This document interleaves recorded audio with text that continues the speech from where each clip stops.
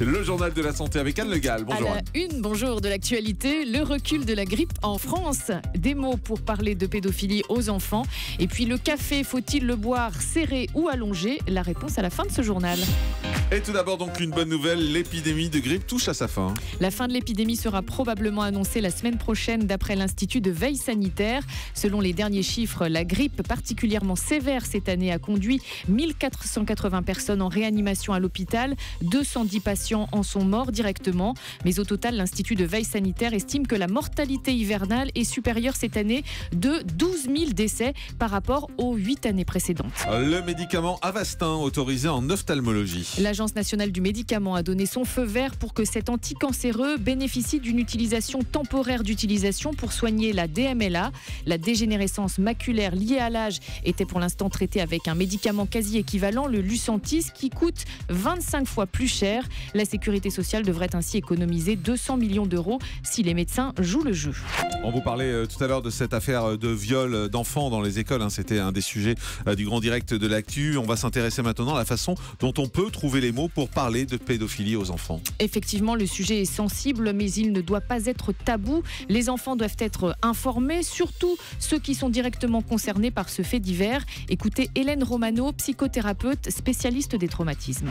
Et les enfants peuvent se sentir très culpabilisés parce qu'ils ont pu trouver drôle, amusant de jouer, sans avoir forcément la notion que c'était quelque chose de transgressif. Donc c'est ça qui est très délicat, c'est d'intervenir en expliquant qu'il y a eu des jeux bizarres, des jeux pas comme les autres, des jeux peut-être embêtants, des jeux qu'on fait pas. Si on diabolise, c'est mal, c'est sale, etc., que les enfants l'ont fait sans avoir cette perception-là, parce que vous avez des enfants qui n'auront pas cette perception-là, eux n'oseront jamais dire qu'ils l'ont fait. Voilà, donc d'abord écouter, puis redonner des repères aux enfants en expliquant ce qui ne se fait pas. Et là, ce sont des conseils qui concernent aussi les autres enfants, ceux qui ont entendu parler de ce fait divers, de loin, à la radio ou à la télé par exemple. Les pédopsies expliquent que c'est l'occasion de rappeler les interdits, avec des mots très simples bien sûr. Personne n'a le droit de te toucher. Et si un jour quelqu'un te fait des choses embêtantes, dis-le-moi.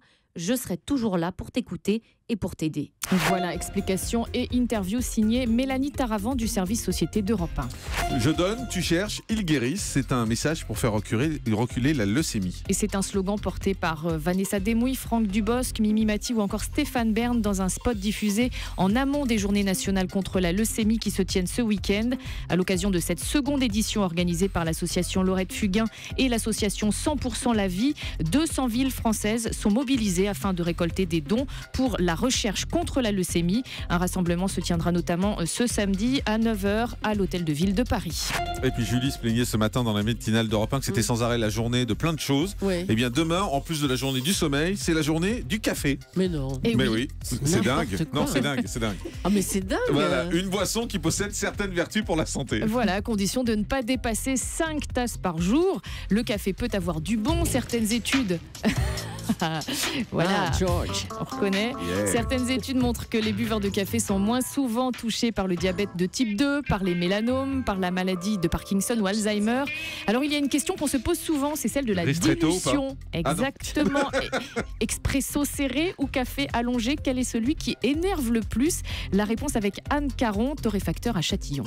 Il faut savoir que la caféine qui est contenue dans le café, c'est une molécule qui met beaucoup de temps à infuser, qui infuse en dernier.